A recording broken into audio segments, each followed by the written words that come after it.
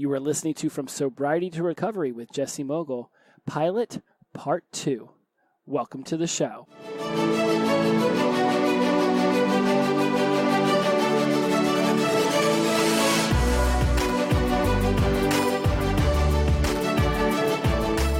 Hello, my friends. Thank you so much for joining me here at another episode of From Sobriety to Recovery. My name is Jesse Mogul, and I am in addiction recovery. Boy, is this going to be exciting. This is the pilot, part 2. Now, why does that need to exist? The way I decided to do this was because when I go back over the numbers for my show, I am consistently noticing that people listening to the pilot. And it got me to thinking that if the pilot's still getting hits, even though it's been out for a year, then I have to assume that it's because people want to get a quick idea of what the show's going to be about before they decide to, give a lot of their time to it. So if you're one of those people, welcome to Pilot Part 2. Perhaps you even listened to Pilot Part 1. When I went back and listened to the Pilot Part 1, boy, there's so many different things about how I present the show now that ended up playing out. And, too, the confidence that I have behind the microphone after 40-some shows with this, plus another 30 or 40 with College Success Habits. And so I thought, you know what? Let's do another pilot. What would the pilot sound like if done today, having already experienced 44-some episodes? And so that's where we're at. Then so I'm going to do it in the same format that I did last time, and we're just going to talk about it in a way where now we have experience under our belt. And what I thought the show was going to be has changed a lot, but it also hasn't. It's stuck a lot to exactly what I thought it was going to become, and we're going to discuss that today so that if you're listening to this for the first time or you've been listening this entire year, you just get another brief refresher about what we're going to be doing as we go into this new year and this new decade. For some of you, you might be thinking about starting up into sobriety and recovery. You might be at day 1. You might be at day 10, 100. It doesn't matter where you're at. You're welcome here. This is an inclusive environment. This is an inclusive community. If you are exclusive, if you believe that it's your way or the highway, you're probably not going to enjoy this show too much because I'm all about everyone's system having a place here. Everyone can have a voice and it can be equally well heard. I love getting DMs and emails and comments left by people about what they've been going through because it's so similar. The thing we all have in common is that we were suffering and we thought the medicine was alcohol and drugs. And for a period of time, it very well was. I know it was for me until the medicine became the poison. And then that's where we find ourselves today in sobriety and recovery. And if, again, you are just thinking about it or new into it, there is a place for you here. And we're going to discuss a lot of mindset stuff so that you can get your mind right and wrap it around exactly what it is that you're looking to turn yourself into, right? What highest version of yourself has been muted all of these years because of addiction, drugs, alcohol, depression, grief, and trauma, and all the like, right? So the name of the show, From Sobriety to Recovery. It's called that because there is a humongous difference between sobriety and recovery. My therapist explained it to me this way, that people in sobriety, they could be white-knuckling it. They're counting the days. They're constantly worried that they're going to slip, that they're going to relapse. Doesn't mean that once you're in recovery, you still don't have those kind of relapse thoughts or relapse cravings, right, where you're thinking about it. But when you're in sobriety, it's like you're holding on for dear life. You're the person on the roller coaster who's losing their minds, who refuses to raise their arms up, because if you just screw up one little time, you might find yourself back in the same hole that you had been for all those years. When you move yourself into addiction recovery, it's where you are stable in your sobriety to the point where now you're able to work on your physical, your emotional, your mental, and your spiritual needs so that you can begin to really grow and blossom into the best version of yourself, whatever that looks like to you. Now, that doesn't mean that you won't be in addiction recovery and cruising along, and then a bad day will come, and then a craving won't hit, or you'll find yourself, falling into some of those old bad behaviors.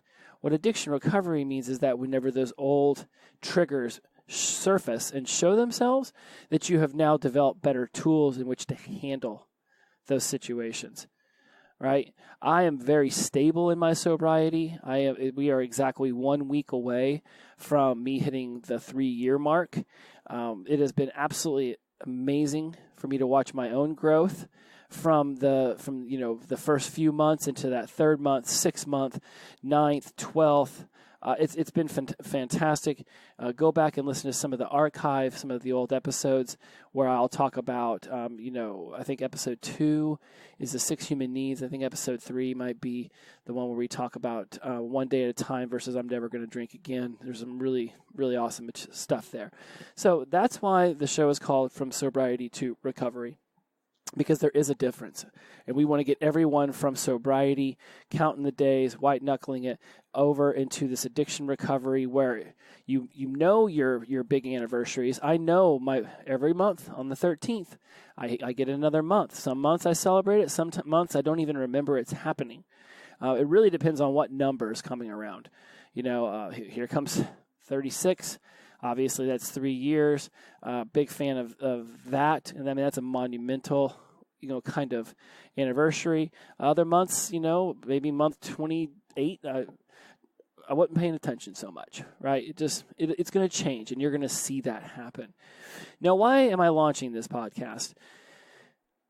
A year ago, whenever I said the answer to this, it was basically that I'm out here, I'm reading tons of books, whether it's, Carol Dweck's Mindset. Let me pull up real fast. Where's my Audible? My goodness. Let's just see what the last 10 hits that I've had on Audible. My Library, Fail Again by Pema Chodron. The Courage to Confront Evil by Carolyn Miss, A Return to Love by Marianne Williamson, Daring Greatly by Brene Brown, Homecoming by John Bradshaw, Healing the Shame from Within by John Bradshaw, Spiritual Power, Spiritual Practice by Carolyn Miss, Practicing the Power of Now by Eckhart Tolle. There's just You Are a Badass by Jen Sincero. Dare to Lead, another Brene Brown one in here. I've got Habit Stacking by S.J. Scott. Emotional Intelligence by David Clark. Power of Habits by Charles Duhigg. All right, that's just like the first 10 or 15 on my Audible. I am constantly bringing information into my head. And when I moved out to Hollywood, I did it because of my journalism background, to get into sports, to get into news, and eventually host my own show. And I did that. I hosted some segments of news on a morning talk show in Pasadena for a year. I worked with a sports website and hosted segments and hosted a show on there and wrote for them. I've done a lot of things within the journalism multimedia sector. And so when I got sober, and I'm out here learning NLP, and I'm reading all these books, and I'm listening to all these audibles, and I'm constantly just feeding my mind information. It was only a matter of time before I started to talk to people about it. Then I started speaking at places about it. And before you know it, people were asking how they could find out more information. And it was just, I stayed learning for that very first year. And right about the time I was hitting my second year, in the beginning of my second year, was when I started the podcast. And so I started it because I love doing this kind of stuff. I love learning, and I love to talk about it so that I relearn it in a different way. And launching this just allows me to build an inclusive space for so many people who are looking for a different way to discuss and learn what it is that sobriety and addiction recovery can offer someone. I have never done AA. I did Refuge for a while, did some Smart Recovery. I've done every single class Kaiser Permanente could possibly offer. I have attended all the meetings there that there possibly could be. I have chosen that route as the foundation of my addiction recovery. You might be finding me after such and such amount of time in Refuge or AA, or whatever it might be. this show is for the people who just want, it's the right word, tertiary. I've recently learned the word tertiary. I'm not sure. I just love learning new words. This is a compendium. This is a complement to anything else that you're already doing. Right? This isn't supposed to be a replacement for a sponsor. This isn't supposed to be a replacement for a therapist. This isn't going to be a replacement for going to meetings. This is just something that you listen to hear other awesome stuff that will really open your mind up to a different way of seeing and thinking and feeling and just absorbing this new world that you have stepped into. The thing that alcohol and drugs took away from me so much is that I lost all of my hobbies. I lost everything that I cared about. And as soon as I got sober, it's like, boom, next thing I know, had my YouTube show back up. I started doing Facebook Lives and Instagram and social media stuff because I used to be a social media marketer. It's like addiction just sucked the life out of me and left nothing behind for me to use as energy-wise towards the things that truly, kept me feeling the amazingness that is life. Right? There's a song, and that's what there's a trance song I love, and one of the chorus hooks is "That's what keeps me alive," and all of these interests that I have, then this is why you live, guys. You live to experience everything that the world has to offer. Right? It's like to learn, to gain knowledge, to experience things. And alcohol and drugs and all these other addictive behaviors like overeating and over porn and over gambling. I mean, it's like you're trying to replace some sort of adrenaline rush that you want, that makes you think that your life is exciting, with all these addictive vice kind of behaviors. The whole world is addicted to something. We're just the ones who are brave enough to step outside of ourselves and say, I'm ready to make a change. I no longer want to be controlled by something outside of me. I want to be in control of every aspect of me. Everyone's welcome here. Your system, it doesn't matter what it is. Like I just said, inclusivity over exclusivity. I don't have it all figured out. A year ago when I said that, I absolutely positively knew a year later when I redid the pilot, I still would not have it all figured out. And ding, ding, ding, ding, you never get it all figured out. No matter how good you are at solving your own problems, there will always be more. Tony Robbins and these great self-help, I Am Not Your Guru might be the name of his one of his famous YouTube videos, but I can assure you, people see him as that self-help guru.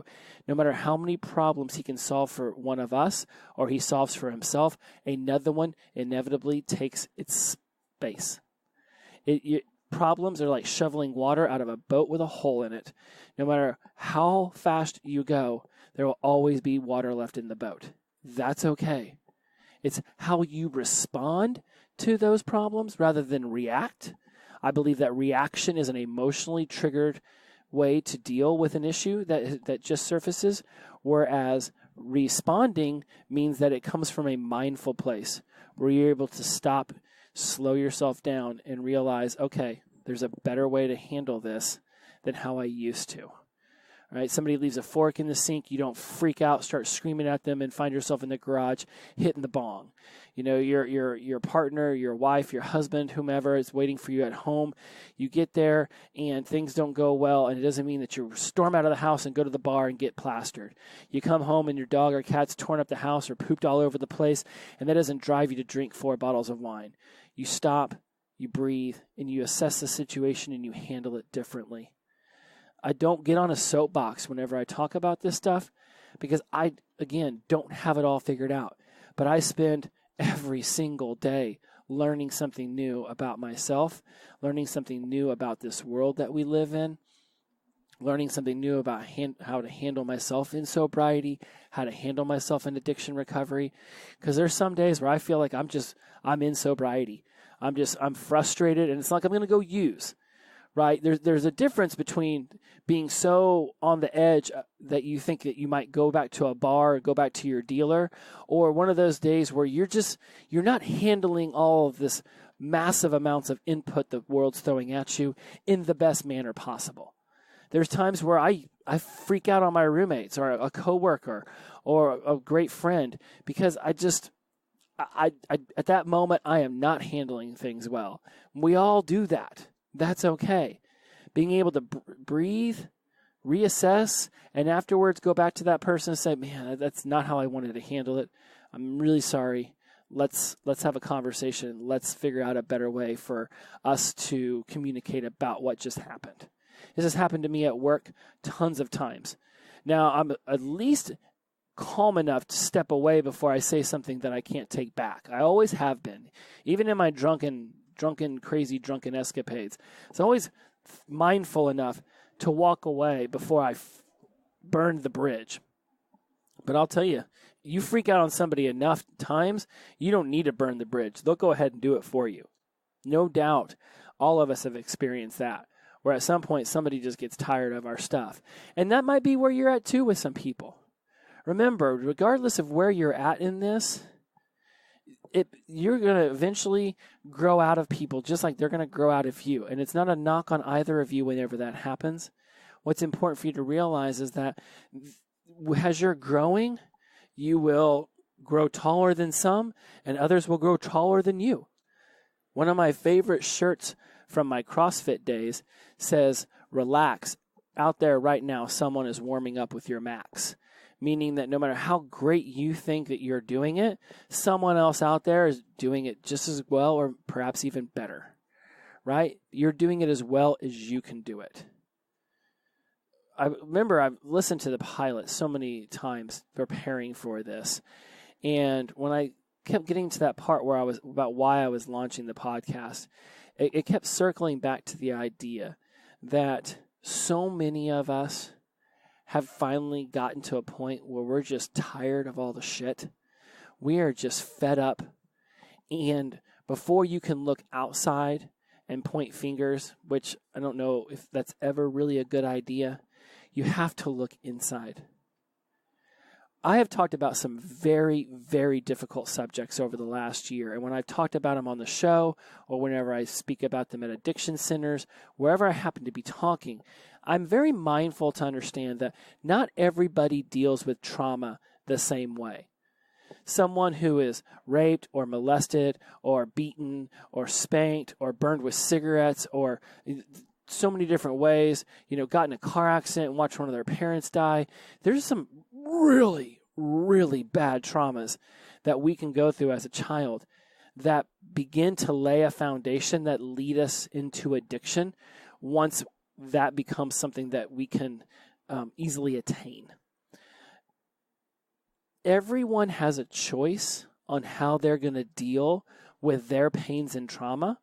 And I'm not going to sit here and tell anyone that they're wrong with how they've dealt with them, right? We've all been suffering. I said at the beginning of this episode, we all are suffering, and that's what led us to addiction. The thing is that once someone rings the bell and tells you that there's a different way that you can see it, there's a different way you can respond to it, that there are other options you have besides drinking yourself or doing drugs to the point where you're going to die because of something bad that happened to you a long, long time ago. Don't let what made you shape you. Don't let your parents who made you, don't let your grandparents who raised you, don't let these other adults who took advantage of you as a child or imprinted and implanted bad behaviors in you, and then you inevitably matched and mirrored those so that you could gain their love and their acceptance. Don't let what made you shape you. We already have allowed so much time to pass where we allowed what made us to shape us. And now I'm ringing the bell. I'm officially ringing the bell. If the bell hasn't already been rung, and that's in reference to Pavlov's dogs, right? We all have, once the bell's been rung, you can't unring the bell. right? But it's also about once you've heard an idea, once that bell's been rung, once somebody's introduced you to an idea, you can no longer go backwards. And that's what this show is going to do. I'm not saying that because you were assaulted or whatever trauma that went down with you as a child or teenage or 20 or 30 or 40, 50, whatever. Trauma can happen at any time, and it can completely screw up the direction your life was going. And I'm not saying that that's easy to deal with, but at the same time, everyone out there in this world has a trauma that someone else has also had something similar to, and they chose a different way to deal about it, right? You have that choice on deciding how you're going to deal with it. There's a woman whose name I consistently have tried to say on this show, and I have botched it. But I've Googled her. She's born in 1997, so this woman is only 23 years old. Her name's Malala Yousafzai. Malala Yousafzai. If you want to find articles about her, you can just type in Afghani girl Nobel Peace Prize and she'll pop up. This woman in Afghanistan rebuked the love of a man, or she upset a man in Pakistan, right? As a young girl, Malala Yousafzai defied the Taliban in Pakistan and demanded that girls be allowed to receive an education. She was shot in the head by a Taliban gunman in 2012, but survived. In 2014, she became the youngest person to receive the Nobel Peace Prize. So rather than just trying to guess that I can remember this story, I just read it off her biography, right? So this woman defied the Taliban, was shot in the head, and left for dead. Now, I say all this because somewhere out there, someone has had a trauma that could have completely wrecked them. And maybe it did wreck us. Maybe it did wreck you. Maybe it did wreck me. It's some kind of trauma. And we handled it with addiction, and somebody else, similar trauma, handles it by, I am woman, hear me roar, I am man, I stand strong. Whatever it might be, they reacted a more healthy, balanced way. Malala Yousafzai was attacked by the Taliban, and instead of just, going back and, kowtowing to their demands and following their rules, she defied them. She literally started an international movement. And I remember on Instagram seeing something about be careful who we perceive as like icons in our country, because one of the Jenner girls on her 18th birthday got like a Ferrari. Meanwhile, Malala Yousafzai was off opening a school in Taliban protected areas in Pakistan and Afghanistan on her 18th birthday. Like, that's pretty baller, right? I mean, we're out here worshiping these Instagram models, these famous people who don't have any kind of real talent, while at the same time there's someone halfway across the world who's doing something amazing after suffering a great trauma. I only tell you this story to help you realize that there is another way to see your trauma. There is another way to discuss it with yourself, to discuss it with the people around you, where it can become empowering instead of being the thing that has power over you. That's the part of the bell ringing that I really wanted to sink in. As we move forward over the next year and do this show further and jump into things even more, remember that I launched the podcast so that all of us can officially hear the bell ring, and we can start looking at ways that our past can empower us rather than have power over us. All right? That's the purpose of the show. What you're going to get out of this are actionable steps. You're going to get knowledge explained and discussed in a completely different way than you've probably ever heard it anywhere else. I have looked for a show similar to mine. It does not exist. That's not me tooting my own horn, because all the other shows out there offer something great too. I'm not saying listen to them over mine, but I definitely think that you should, dip your toe in every pond and make sure that you're happy, because having a show like mine to listen to while you're driving, to just open your mind to new ideas, I love it. I listen to so many different podcasts. Highly recommend The Life Coaching School by Brooke Castillo. I've talked about that show so much that if you listen to me regularly and you're already not a subscriber to that, then okay, there's nothing to say. You should go listen to Brooke Castillo. So that's what you're going to get out of it. You're going to get knowledge explained in a different way, something outside of the 100 years AA has been around. There's going to be just different ways to discuss things. Right? The length of the episode, really been pushing for these things to be around 30 minutes. I'm not always successful. But 30 minutes every week that come out on Tuesday morning. I do them on Monday night generally because, I've been learning all week. What you can expect in the future. I started this off really as a diary of my sobriety to recovery journey and to discuss the new things that I learned because I find them fascinating and I know that you will too. In the future, it's going to be, go back and look at my archive. There has been amazing stuff. And this year, we're really going to start honing down into our 3 spheres: career, self, relationship, how you can grow them physically, emotionally, mentally, spiritually, so that all 12 quadrants of your life are rock star delicious, are ready to go. All right, I'm going to start bringing on guests. I'm going to be speaking at a lot of addiction centers over the next 6 to 12 months. And so I'm looking to bring guests that I find out there. If you've got an amazing story, if you're out there helping people within our community as well, if you think you know someone who would be a great guest on this show, hit me up. DM me on Instagram. Really would prefer you dropped a comment in because the DMs can just get overloaded with spam sometimes, and it just gets super annoying to go in there and read all of those. I wish there was a way to stop that spam. But yeah, hit me up in the comments. Go to my Facebook page. Drop a line there. The show is just going to continue to expand our minds. It's going to continue to expand our horizons because I don't just sit still. Right, I'm reading a couple different books right now. I'm also reading A Return to Love and listening to it. I'm also reading, The Untethered Soul by Singer. Love that book. Boy, there's some really great information in there.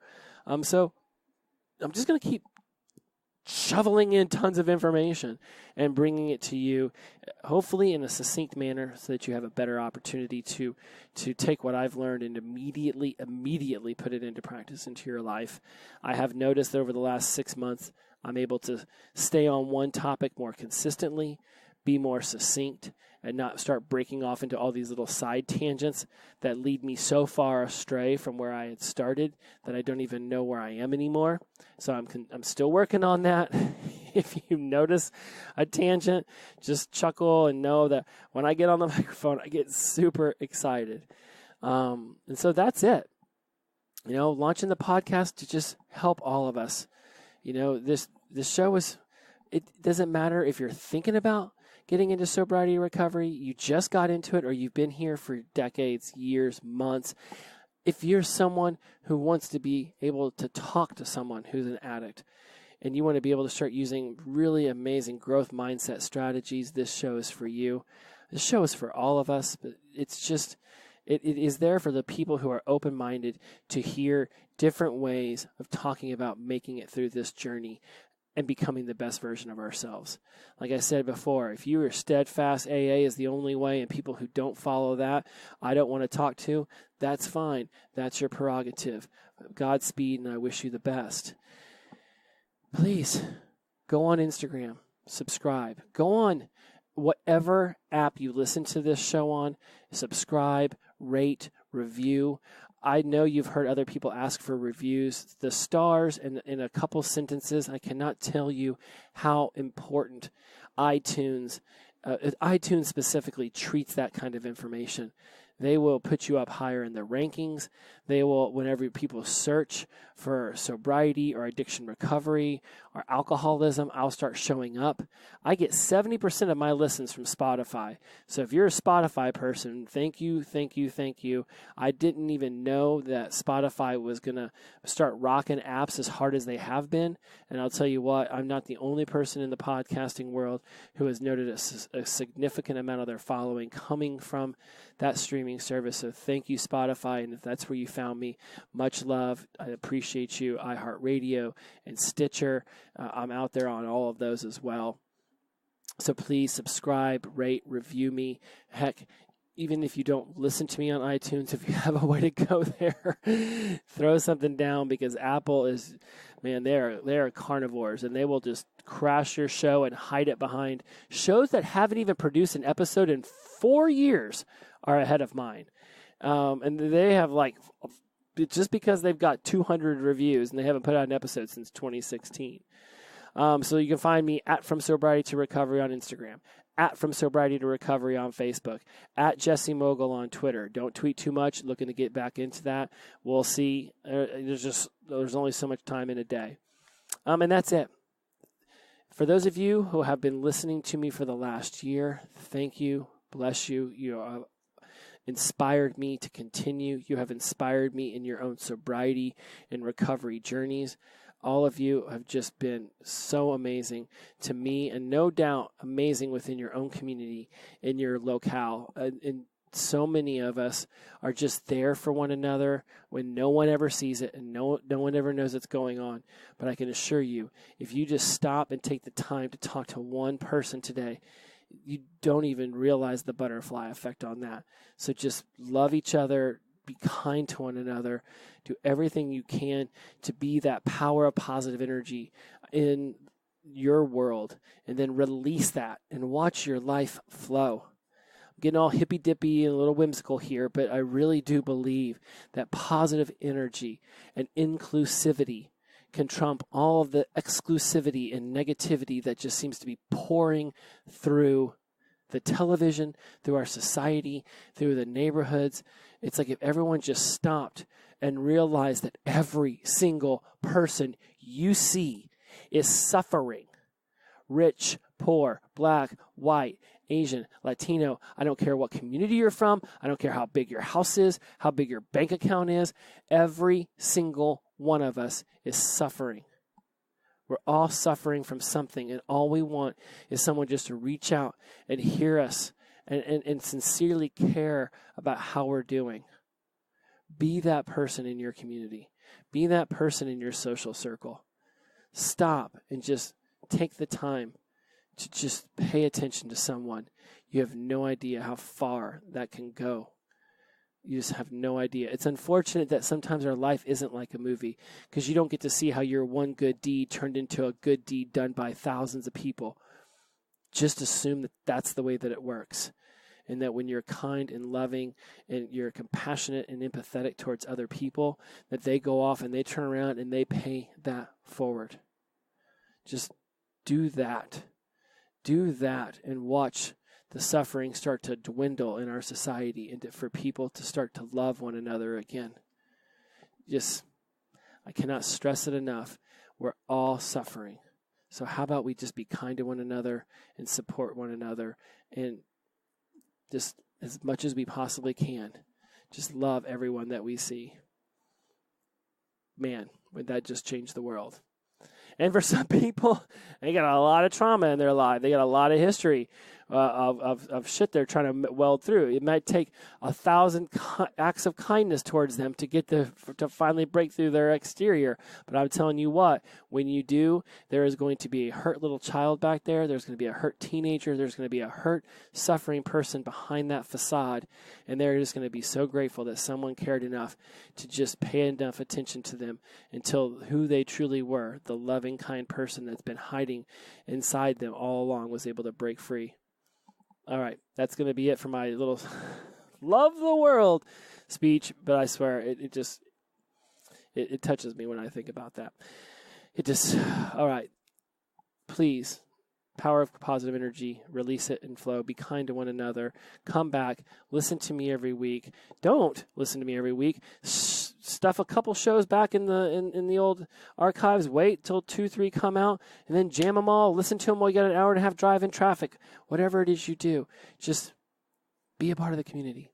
Realize that no matter where you're at in your life, you can be a better version of yourself today if you just pay attention and put the intention towards it.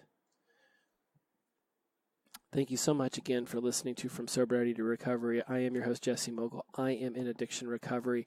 I cannot wait for the next year with you guys. It is going to be truly amazing. Here's to a new year. Here's to a new decade. And here's to Pilot Part 2.